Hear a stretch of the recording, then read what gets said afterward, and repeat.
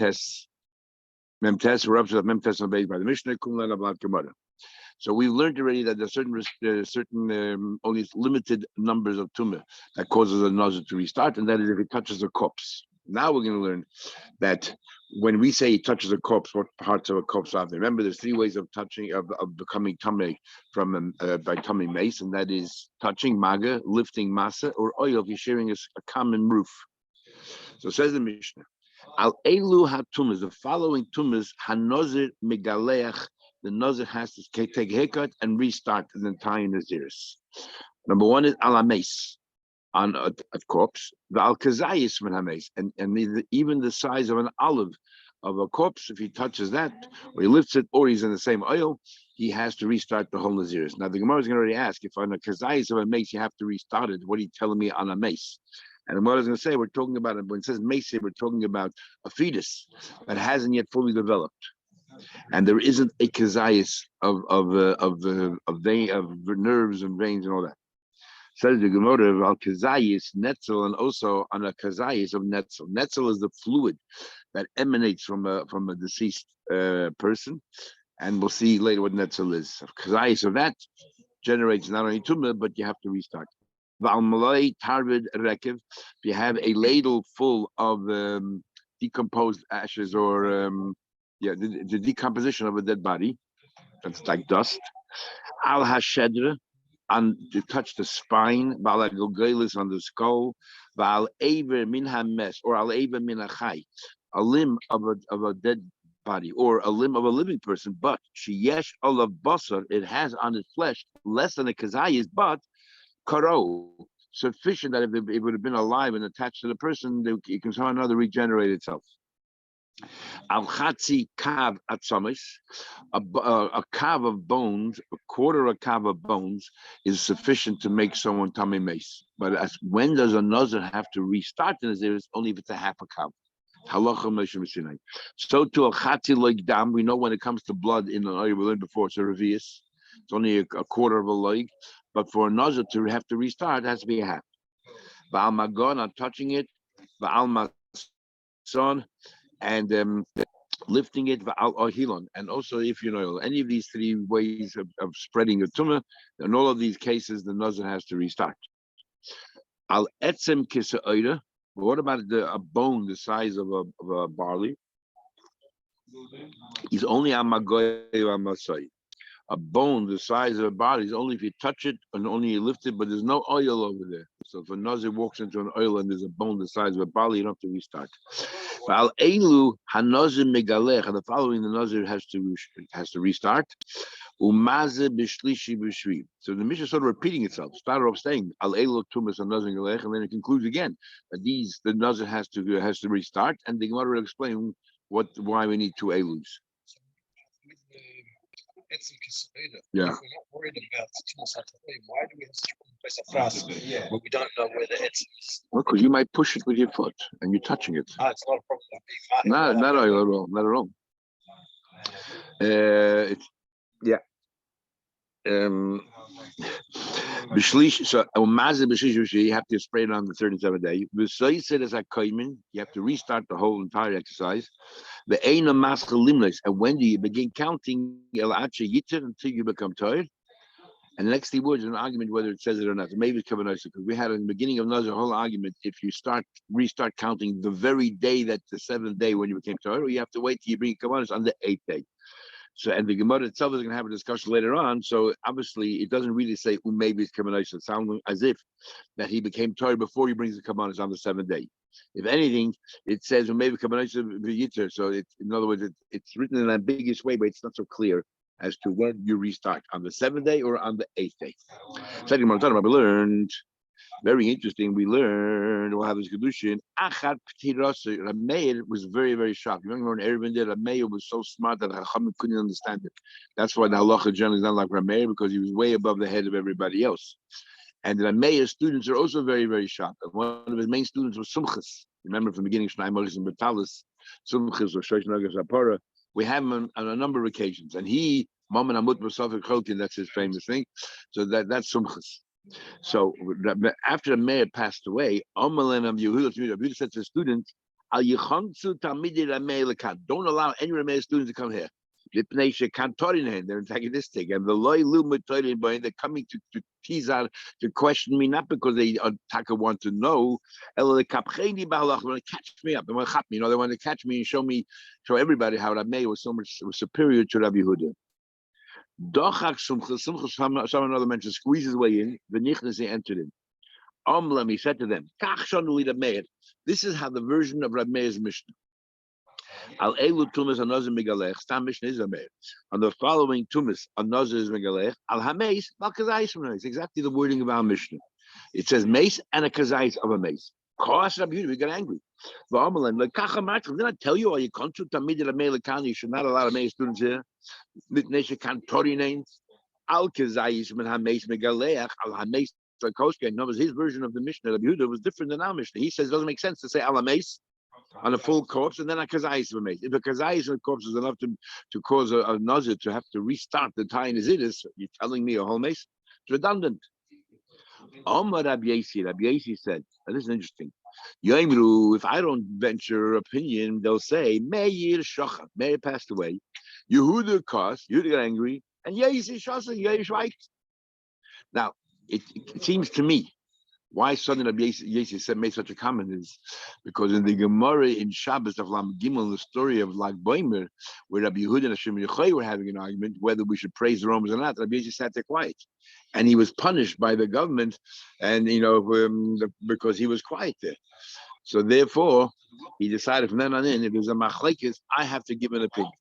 Exactly, and he agreed with Rameir's version of the Mishnah, so he had to come up with an explanation. So he said, when it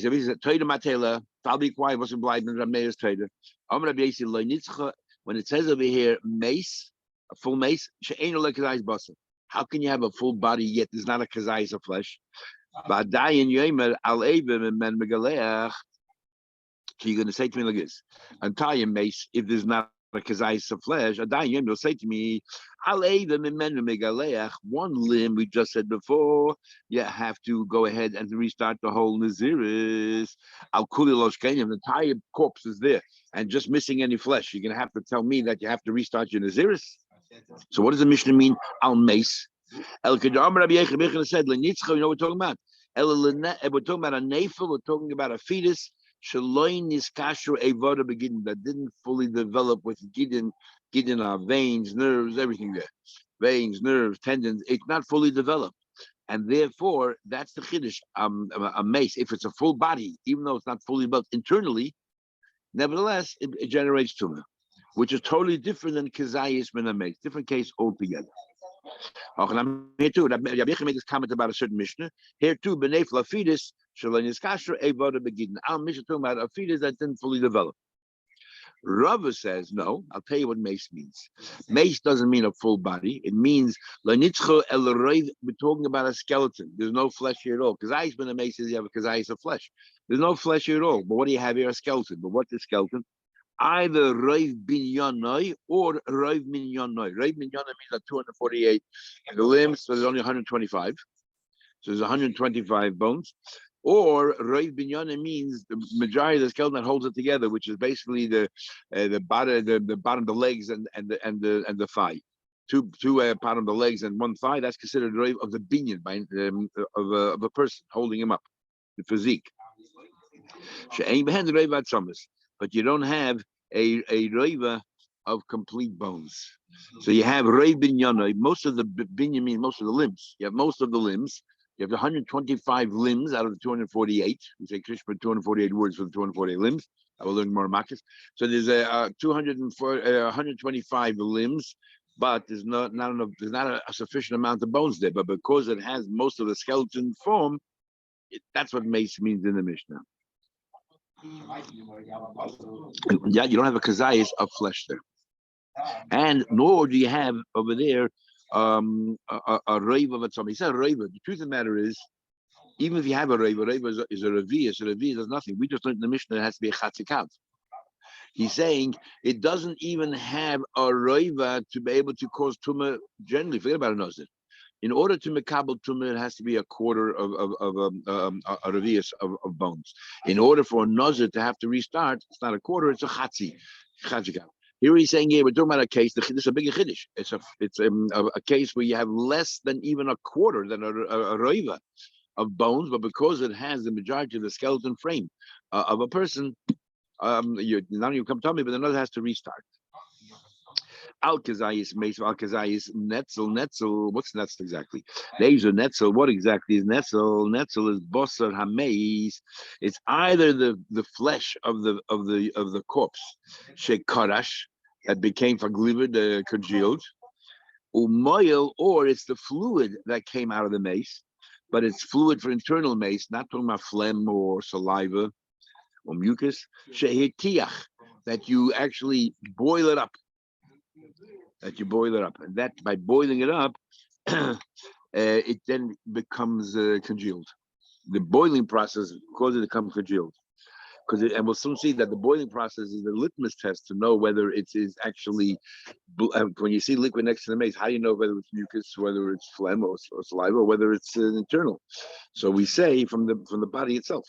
So we say by boiling it up, and it turns into, it congeals. Other boil up just evaporates. This boils up and it congeals. Right now, I want to know, what do you mean it congeals? We do not know where it. We don't know it comes from the mace at all. We see some fluid. Yeah, we don't know where it came from. Because it congeals, and therefore why it proves it came from this mace. We know that it's this person's. Right? We know it came from the mess. If it came from the mess, why do you have to go through this test of boiling it and then congealing it? If it didn't congeal, we know it came from the mace, so therefore it's matame. We're talking about bistam. We know it came from the mace, but we don't know from which region of the mace did it come from. Is ikarash, if you boil it up and then it congeals, then moilu. Then we know that this is the internal. But loy karash, if it doesn't congeal, then dilma kechev, and maybe it's saliva, maybe it's phlegm, maybe mucus, and so on. Abai asked his teacher Rabba a question. What about a behemoth? We're telling us we're just mechadish that by a corpse. Not only if you touch the corpse or there's an oil in the same room, but even the fluid that emanates from the corpse, the netzel also generates tumah. You share the same roof, you become tummy. So what about an animal? An animal also you're not allowed to touch. You become tummy for the day. Tumas erev. You touch an animal, you lift an animal. What about yesh by an animal? So the question is, yesh netzel behemoth. Is there such a concept of netzel by behemoth or not? Ain't netzel behemoth. There's no netzel by behemoth. Says the Gemara. In other words, you have a kazayis from the nevela. Start out a kazayis, and then it decomposed, or it turned into it disintegrated. And it's still metame by touching it or by lifting it? Nothing to do with the nazir. Nazir only, we already said before, nazir only has to restart if he touches al nafshei's mace, not a nefesh behemoth, only by a person. So that's a general question. Now that you mechadish that the fluid also has the same status as the flesh and the base, what about by behemoth? Says the Gemara. So either that's a behemoth, that's a behemoth. We say Gemidi Netzadasi Madam, Avadas Memaloi, Halach Mashina by a person. I mean the whole thing is Halach Mashina. Is only by a person, we say there's Netzel, but not by a behemoth. Avadasi Behemaloi. No, Idim makes absolutely no difference. Says the Gemara. Now we have a machlekes when we say that the present trade, if you have an avela, what you do in the avela, like gate asher bisharecha titnena, give it to somebody's a ger toish. If somebody's not Jewish who lives in your area, give it to them. So we learn from there that in order for it to maintain the status of being an avela, it has to be fit for human consumption. Because like gate asher bisharecha titnena. But if it's not fit for a gate asher b'sherecha titnena, then it's no longer considered an avela. If it's not ro lachilas adam, it's not ro avela. Sometimes we say if it's not ro lachilas kelev, it's not the ro anymore. It's not considered food consumption. So how's it work? This makes sense. That tumah chamura, that are strict tumah, for example, touching or lifting an avela, is tameh kozman. It's only fit for humans. So tumah chamura adligate until again. Tumah chamura is, for example, you're touching an animal. A person touches an animal, it becomes tameh. Food that becomes tameh is called a tumah kala because it cannot pass on the tumah to a person. Cannot even pass it on to kelim utensils. Only pass it on to other food. Let's say the food is a rishon, it can only pass on to other food or drink. So it's called tumakala. So according to the opinion, it says that nevela, tuma chamura, is only fit for generating tuma. Ad legail, as long as it's fit for human consumption. But tuma kalan, only the light tuma is ad lekelev, as long as it's fit even for a dog. It's still tame. The shaper makes sense. Why? Because when it's in the state of netzel, it's not fit for human consumption anymore. So therefore, there's not tame. It's not to forget about lachmashina. It's not tame because it's not fit for a get Hashem b'sherecha titnena. So it makes it, even if you'll tell me there's such a concept of netzel, tell me netzel, but the pile is not going to pass on any tumor. It's not fit. Okay. However, another reason why food is called tumakala is not the reason why I just said to you. You need a certain quantity. You need a beya. Remember, I had Machlekes Rashi in cases of you need a beya to pass on to. According to Rashi, whatever you need a beya to pass on. That's what my Makabel. You need a beya to pass on by shaking it by an avela. You touch it, you an avela, any part of it, you become tummy. Yeah, but yeah, what do you call it? But the one who said that even tumechamor, even an avela, is tummy. Kozman is fit for animal consumption. So according to him, I have a question. What are you going to say here? Is there netzel? So then it passes on to me because netzel is fit for an animal, for a dog to eat. I don't know how to test these things. It's somehow or another. If you boil up and then let it cool down, it congeals. Other liquids, you boil it up and you cool it down, it reverts back to a liquid. Nothing changes. Here, it congeals. No, because it started out as a solid. Remember, if it came from phlegm or this, it started as a liquid, so it stays a liquid. Here, it started as a solid, so it's part of the human flesh, and then over time it turned into liquidy form over time, and therefore, when you somehow or another, when you cook it, it reverts back to and congeals, like it has some of its original properties come back to the fore. How? Why? Basically, but that's what it seems. So the Gemara. So what's the bottom line? Is it netzel by behem or not? According to that, and why is it negated to know? According to the opinion that says that as long as it's fit for animal consumption, it generates tumah. Says the Gemara, Toshma, coming here. It says himchu or it says if you went ahead by it says talking about it here by a bird. If a kosher bird dies, different than an animal, and you touch it, you don't become tummy. On the velas oiftar, you only become tummy if you consumed it, if you ate it. Special law. So what happens here? Imchu, let's say you took the fats of this kosher bird and you melted it down, and in fire. Tamei, it is tamei. Why? And it's a normal way of eating because they take fats and you melt it down, so it's tamei. But the chama, if you melt it down using the sun, when you melt down the sun, you just ruined it. It's not fit for consumption anymore. Then it's toy. Now, if you can tell me, if you can tell me that there is netzel to a behemoth as long as it's fit for animal consumption, then even if you heat it up in the sun, animals can still eat the fats. So the chodesh mekabel is a raya. There's no such concept as netzel, because that's what you did. You made a netzel. You took the fats and you melted it down. Okay, it's man-made, but you turned it into a netzel. That's what netzel is. You took the solid and turned it into a liquid. So it's a raya. And there's no netzel by behemoth, because according to the opinion that says it's fit for animal consumption, it is what it is. So the Gemara, no, that's no raya at all. Why no raya at all? Amos kamamach. Generally speaking, when does it melt down? By the sun. Bosa the asruach. Usually it melts down after already it goes foul. And the cham and the sun, keeping the asrach, because the sun dries it up and moves it. So then have a let offer. Even if it's normal netzel, the problem with the sun is that it turns it into sort of like dust, because it completely makes it in the sun. It has such a foul taste already. It's not even suitable for an animal anymore. Because if you don't use the sun, it's still suitable for an animal. Like using the sun is not suitable for an animal. Now we learn. We learned almost finished. Time we learned over there. This negates a lot of laws of kashrus as well. When you're pouring from a keli, a utensil above, to a keli on the bottom, and there's a connection because the liquid is going from top to bottom. Is nitzik mechuber? Do we say that the bottom, for example, is treif and the top is kosher? Do we say that now the treif's up there or not? So we say as follows: Kol hanitzik toy.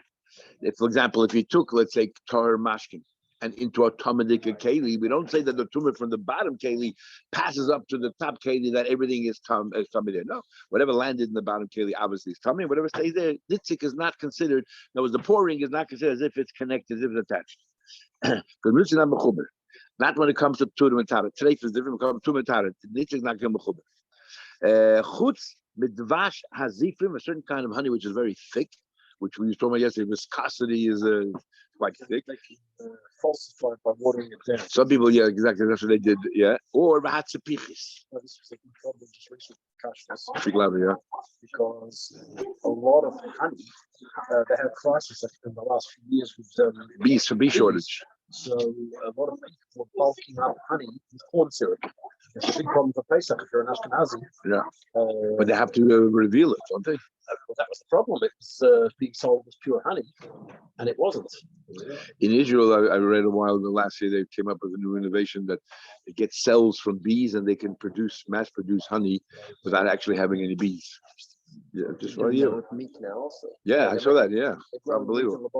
Yeah, all kinds of shilas about it. Well, it's coming from an animal. It's coming from them, yeah. But all these shilas are coming up now. What exactly is the status? The many say shackle. The many say shackle. Okay, so they have this very thick honey. The idea of thick honey is that when you're pouring it from the top to the bottom, not only that, if you, let's say, stop pouring and you pull the top keli back, some of what's coming out slides back in, which proves that it's not a regular liquid. As soon as it leaves the environs of the keli, it doesn't come back in. Here, it comes back in.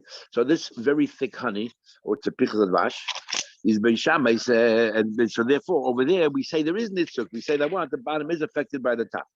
Yeah. Chutz, these are the exceptions where we do say nitzuk. And Ben Shammai says hamikveh shel grisen. He says also if you have some kind of a porridge, let's say made out of split. Grisen we have split in two. We had this different kinds, split in three, split in four, or we shall pull, or they usually should pull a mitzvah, but these beans, when you pull the keli back, it comes right back to it, which means that it's definitely connecting the top and the bottom. Even while it's hitting the bottom, the top is still connected. Therefore, it is mekabel. Okay, we'll stop over here. See you tomorrow. Back to normal time.